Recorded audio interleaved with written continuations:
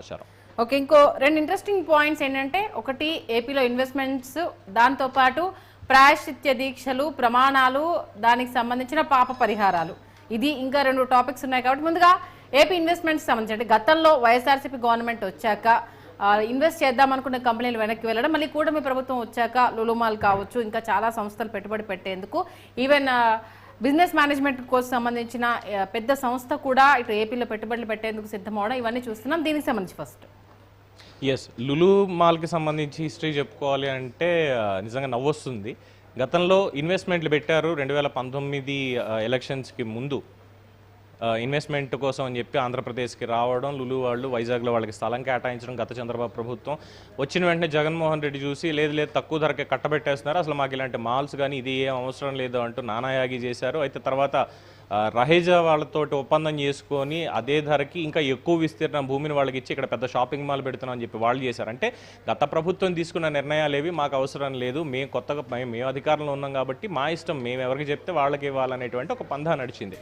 So Lulu ఎప్పుడైతే మేము వెళ్ళిపోతున్నాము అని చెప్పిందో అప్పుడు దాదాపుగా రాష్ట్రానికి పెట్టుబడులు ఎన్నొచ్చాయని చెప్పుకోవడం కూడా కష్టంగానే ఉండింది గత 5 ఏళ్లలో.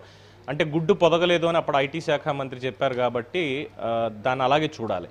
అయితే లులు ఇవాళ చంద్రబాబు నాయుడు గారిని మళ్ళీ ఆయన కలవడం, ఎండీ వచ్చి దాదాపు అప్పుడేమో వైజాగ్లోని ఇంటర్నేషనల్ లెవెల్లో ఒక మాల్ పెడతాం, 2000 కోట్ల పెట్టుబడులు ఉంటాయి అని చెప్పి అన్నారు. ఇప్పుడు దాన్ని డబుల్ చేస్తూ త్రిబుల్ చేస్తూ ఏకంగా రాష్ట్రంలో 3 చోట్ల మేము పెట్టుబడులు పెడతాం, 3 చోట్ల మేము వ్యాపార విస్తరణ అన్ని కూడా మేము చేస్తామని చెప్పి ఈరోజు వాళ్ళు రావడం అనేది నిజంగానే సంతోషించదగ్గ విషయం. ఇప్పుడు ఇది మాత్రమే కాకుండా కూటమి ప్రభుత్వం అధికారంలోకి వచ్చినటువంటి తొలి 50 రోజుల్లోనే దాదాపు 1,50,000 కోట్ల పెట్టుబడులకు సంబంధించినటువంటి ఒప్పందాలు అయ్యాయి. వాళ్ళు త్వరలోనే గ్రౌండ్ వర్క్ కూడా స్టార్ట్ చేయబోతున్నారు. అలాగే దాదాపు 80,000 మందికి ఉద్యోగ అవకాశాలు కూడా రాబోతున్నాయి అనేది అప్పుడున్నటువంటి అంశం.